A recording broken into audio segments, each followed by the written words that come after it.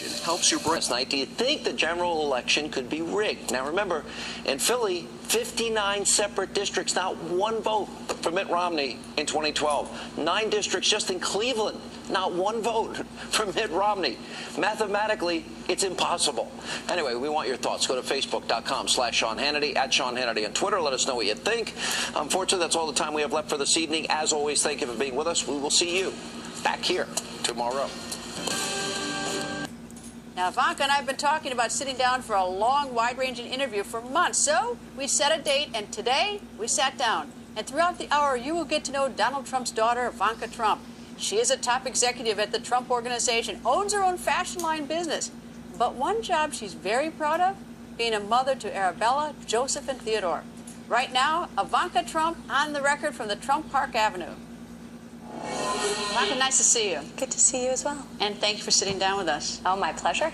About 2 years ago, we talked, and I asked you about whether your father had run for president. You said something. You said a number of things, but you said that the political life is a challenge. Has it sort of borne out what you thought it would be? I think that would be an understatement.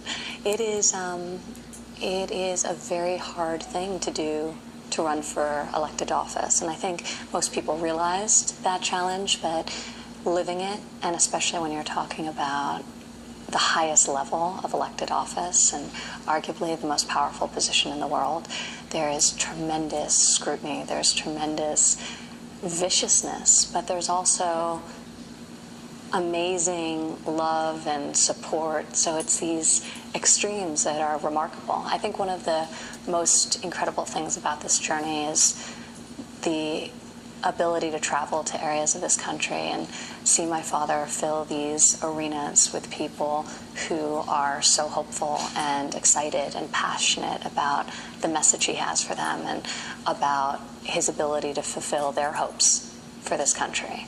So that's the beauty. That's something that I can't even communicate in words, how emotional and powerful that experience is for me. And then there's the other side, which is the viciousness of the attacks, and that's a hard thing as a daughter of a candidate to experience. But my father's strong and he's tough, and it's probably harder on me than it is on him, and but it's been an amazing journey. You know, I've talked to a lot of children over the years at politicians. It's always harder on the kids, always harder than the candidates. The candidates, you know, it's like, you know, water off a duck's back, but the kids, they take it hard. It is challenging. You know, I can handle differences of opinion. It's harder, I think, labeling and accusations, and when I hear things said that I know to be false, that's more difficult for me. At the same time, you know, the comfort I take is obviously knowing the man and knowing my father, and the fact that I know his strength through this process, and he's a great source of reassurance to me. You know, when I get upset by what I hear. Do you read the papers and read the internet and do all that kind of stuff?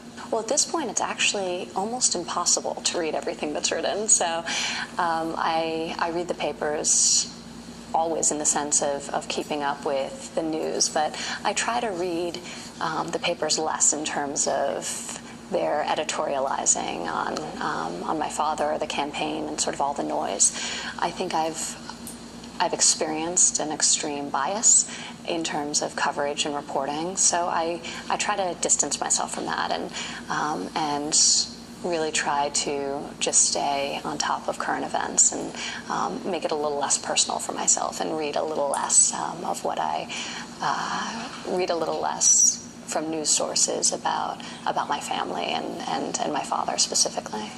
Well, you're friends with Chelsea Clinton. She's in the same shoes. She walks the same beat that you do. Do you ever talk to her about this, or is it sort of hands off in the short run while your parents both run? Well, you know, I think we have great respect for each other, and that hasn't changed. She's a great girl, and she's been a great friend to me.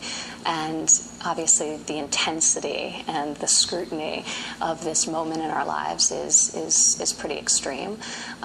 So, you know, we've stayed close to one another, maybe a little less publicly so, but you know, she's a good friend, and we support each other. We're not the candidates.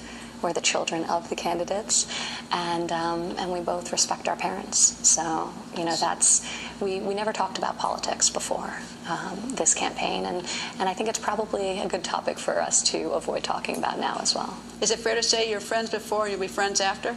Absolutely. All right, let me talk about the night you came out. I was very, very nervous. My daughter told me I didn't look nervous, which is, I consider a win, unless she was just trying to make me feel better, which is equally likely. She's pretty savvy at 5, but no, I was very nervous in the sense that I felt a real responsibility to share with America the father who raised me, to speak about him from a perspective that is so unique to me, as what he was like as a parent and what he was also like as an employer and a professional mentor after working alongside of him for the past decade at the Trump Organization.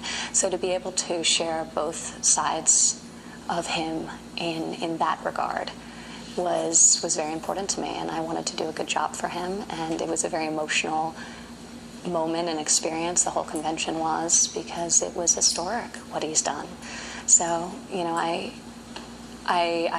wanted to do a good job for him, and I also knew a lot of people were watching on television, so I was a little nervous about that. So I was happy I made it across the stage without tripping. So how about your brothers? Did they give you a hard time? I mean, like behind the scenes, are they like teasing you about it, or are they? What's that like? What's the family dynamic?